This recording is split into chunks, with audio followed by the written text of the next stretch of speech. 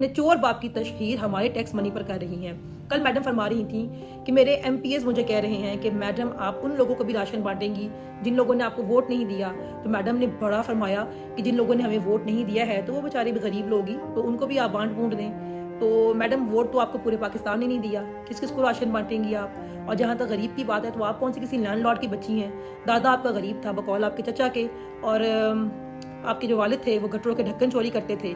ढक्कन चोरी करते करते उन्होंने मुल्क का पूरा खजाना ही लूट लिया।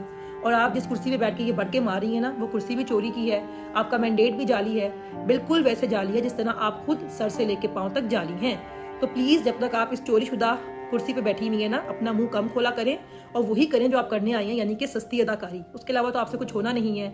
और जाते जाते मैं आपको एक और बात कहना चाहती हूँ कि लूर लूर फिरना गुड गवर्नेंस नहीं होती। अगर लूर लूर फिरना गुड गवर्नेंस होती तो जंगल का बादशाह शेर नहीं बंदर होता।